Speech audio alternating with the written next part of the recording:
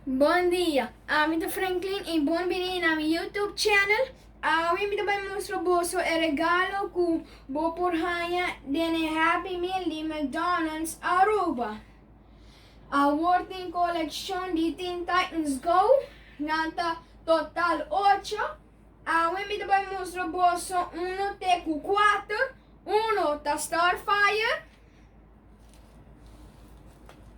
Esse aqui tem.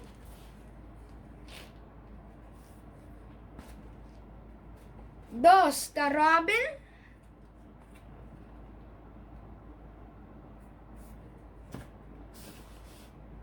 Três da Raven.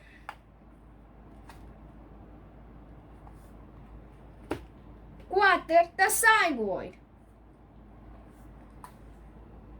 Agora nós vamos ver. Ok, esse aqui é o pack número 1 com a Starfire de Teen Titans Go. Para trás, você dá wega.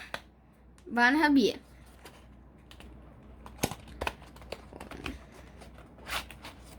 Você mira stickers para você decorar.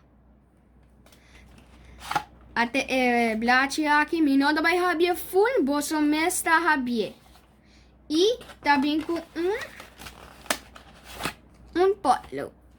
Dois potlo para você pintar. Sa kita pack number 2 ko chama Robin com de Teen Titans Go.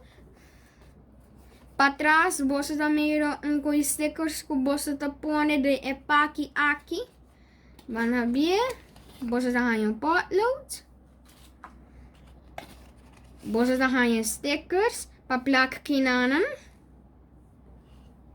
E papel masha grande mesmo. Kung minuto vai haver, passa ito surpresa para mostrar você. Agora vai para pack número 3. Sa kita pack número 3 com da Raven de Teen Titans Go. Aqui na você mesmo vê a diferença. Você dá mira dois potload. E papel aqui tá parecendo poster. Minuto vai haver para ser uma surpresa. E também com stickers. Agora vai para pack número 4. Sa aqui tá pack número 4 com da Saigon de Teen Titans Go.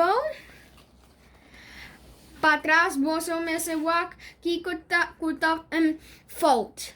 Ok, haver. Também com potload e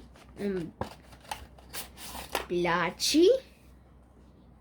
Minuto vai haver para ser uma surpresa. Ok, e de lastro tá stickers.